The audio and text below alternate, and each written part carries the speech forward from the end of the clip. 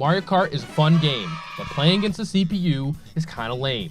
Why? They love cheating. All the time, you got a good race going, you're chilling, and then the CPU gets all the good items, and they take you out. They ask you how you are, you just have to say that you're fine when you're not really fine. If you played Mario Kart versus CPUs, I'm sorry for you. Really, Mario Kart is made to be played with friends. But what if we were able to train a CPU to play Mario Kart like a person? Then instead of losing relationships with like friends and family over Mario Kart, you could just get mad at the game for cheating you. We're gonna check out a video from AI Tango where he trains an AI to play Mario Kart. Let's see how it goes. In this video, we're going to be teaching our very own AI to play Mario Kart Wii. But to really give our AI a challenge, it's not just going to be racing alone, but instead we're going to be putting it up against the game's very own CPUs. See, the game CPUs can actually cheat if they need to. I don't have any proof of this. It's just my feelings. But no, it's actually going to be really interesting to see how AI trained with neural networks compares to actually manually coding an AI like they had to in Mario Kart Wii. For a true showdown of AI power. Today's arena for this battle is going to be the track Ghost Valley 2, which I definitely chose at random, and not just because it happens to be one of my favourite tracks. I mean, Ghost Valley 2 is a fire track. Not quite as good as Banshee Boardwalk, but it's very similar. This AI is going to be completely self-taught. That means that it's going to start off knowing absolutely nothing about Mario Kart, the track, or even the concept of driving. We're just going to let the AI play thousands and thousands of games, and we're going to hope that eventually it's going to learn how to drive. So no demonstrations or anything. He's going to do pure AI training based on trying to race with rewards and punishments and the whole nine. Thousands and thousands of games, and we're going to hope that eventually it's going to learn how to drive. To give the AI some guidance during this learning, however, we're going to give our AI some rewards as it plays the game. So every time it does something good, we can give it a reward to encourage that behaviour. On screen now, you can see me playing Mario Kart, and on the right you can see the rewards I get for driving around. The rewards are calculated with a mixture of how fast I'm going and how through the track I am. So speed and progress through the track are the main things we're looking at right now for making the AI play well. I want to know what he does for specifically items, because I feel like items are the part that really separate Mario Kart from another racer. So how do they use items well? Encouraging me to finish the race as fast as possible. So that's how rewards are given, but how does an AI actually use these rewards to guide its behavior? Well, what the AI is really trying to learn is that from any different position in the game, how much reward can it receive by taking different actions from that position. For example, in this position, turning left or going straight are likely to give us very little reward, because we would likely crash, meaning we wouldn't be going very quickly, and we wouldn't make it very far around the track. On the other hand, if we turned right, we're likely to keep our speed higher, and we're likely to get further, so we'd get a lot more reward. When our AI is playing thousands of games, all it's really trying to do is get better and better at predicting how much reward it's going to get by using the different actions in different positions, so it can choose the action that will give it the most reward.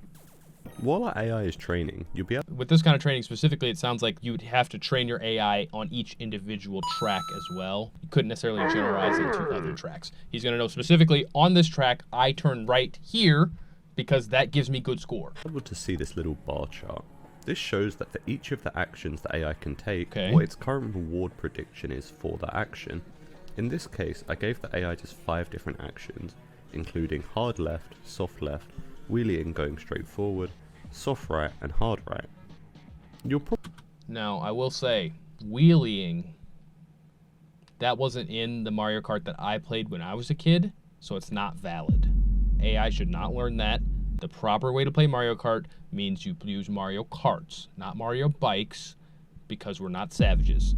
Just want to take a quick moment to let you guys know, but you have to subscribe. You have to do it fast, or else something very bad will happen to you. I can't tell you what it is, but let's just say if you love your mother, you'll subscribe. You probably noticed that the action predictions move around a lot while the AI is playing. This is because every different position that the AI is in, it's going to have a different action prediction for, and it's going to think it can get different amounts of rewards for each of the different actions. But also, as the AI is constantly learning, it's constantly updating what rewards it thinks it's going to get, so it's going to make them move around even more. So now that we've got that out the way, let's let our AI do some training, and we'll check in every now and then to see how it's getting on, and how much reward it thinks it's going to be getting. So after 30 minutes of training, the AI hasn't learned a whole lot yet, but is occasionally able to make it around the first corner. From the reward predictions, we can see that the AI has begun to learn when it's about to die, as you see the predictions drastically drop. It's getting worse every time. When it's about to die, as you see he went from crashing to just actually going off the track. Come on, my friend. The predictions drastically drop. But although it's figured this out, it hasn't really figured out how to avoid the dying part yet. Right. Skipping forward a while, by 4 hours of training, the AI is beginning to show glimmers of hope, but it's still frequently just dying right at the start. Although it has figured out that it needs to turn right, it still seems to have trouble timing its drift. One thing I'm really curious about, he's going to be training an AI to race against CPUs, which means during the training, he's also against the CPUs. It's just interesting because I'm guessing that there's some variation in how they race. It would make the training a little harder for it initially, but I'm glad he's doing it that way, because if he doesn't train it with the other CPUs, the AI is going to get really confused when it's time to do the race for real. While by 4 hours of training, the AI is beginning to show glimmers of hope, but it's still frequently just dying right at the start. Although it has figured out that it needs to turn right, it still seems to have trouble timing its drift, and also seems to get bashed around by the CPUs quite a bit. It just keeps jumping. The AI isn't quite proving its superiority just yet. After 8 hours, the AI is getting more confident and is starting to get around halfway around the map pretty consistently. Hey, that looks like Mario Kart using the ramp to do the shortcut is pretty challenging, with the AI messing it up about every which way you can imagine. But since the shortcut saves so much time on this track, the AI keeps trying it since it gives a very large bonus to its reward if it's successful. That's the way you're supposed to play. At 12 hours, the AI is looking much more confident, with its reward predictions at the beginning of the track being easily twice what they were when it first with its reward predictions at the beginning of the track being easily twice what they were when it first started training. Cooking. The AI is now rarely dying at the beginning, and is usually just struggling with the second half. For a while, this AI also went through a short period of actually not taking the shortcut. Because it was so much more confident with the second half of the track, even though it was still struggling a little bit, it just valued the security of staying alive since it knew it could get a lot of reward just by attempting the second half. With all of this put together, the AI was eventually finally able to beat its first lap. Go! It is crazy that by the time it could complete the lap the first time, it's already beating all the CPUs. It's...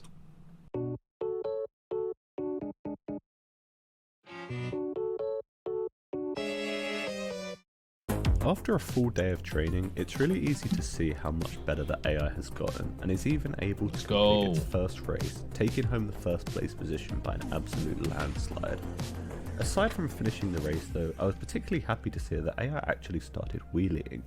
Before this point, on the straight sections of the map, the AI just kind of jumped around instead of wheeling, which loses a lot of speed and time, but it appears that after about a day of training, it seems to have fixed that problem and is really able to get some extra speed.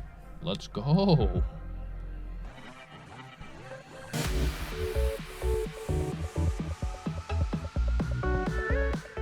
I'm so proud of you. So here we are at 48 hours of training. Now I don't usually leave the AIs running for quite this long, but I had a particularly busy week and I kind of just forgot to turn it off, so here we are. In fact, I actually left it running for a total of 80 hours, which is really overkill to say the least. Wait, can we see what it looks like? Is that what this is? I mean, at this point, if you're going to train it for 80 hours, I would really want to see if how good it does at actually optimizing the course. Like, is it getting close to the world record of speed? Is it getting close to how fast good humans race? 48 hours.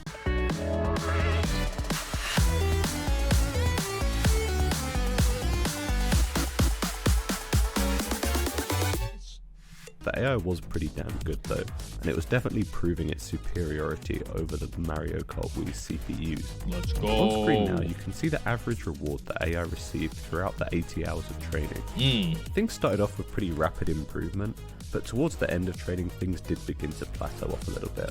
Yeah. Anyway, from here on out, I'm going to show some of the best clips as the AI headed towards the full 80 hours of training. Let's see it. And it looks like he did... The AI has already beaten the CPUs, so now he's just racing against himself like a true champion.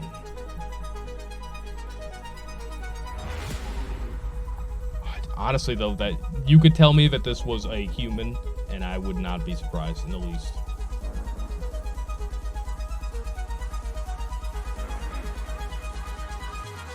That's crazy. Is he gonna start lapping people? Oh my word. I do wonder how consistent it is. Like, is this every single time now able to perfect the track? Or does it get a little bit risky? Because it keeps taking the shortcuts. Yeah, he's just streets ahead. Also, this is another, again, he did go ahead and run it without items. I would be curious to know how items would factor in, because they add so much variance to the game, and they're also the primary way that the game deals with people getting super far ahead if you're just better at the course. But as far as pure racing goes, the AI is insane.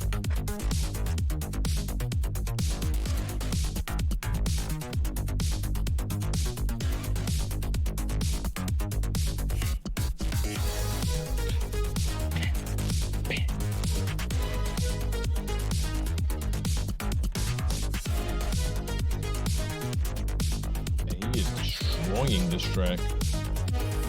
Golly.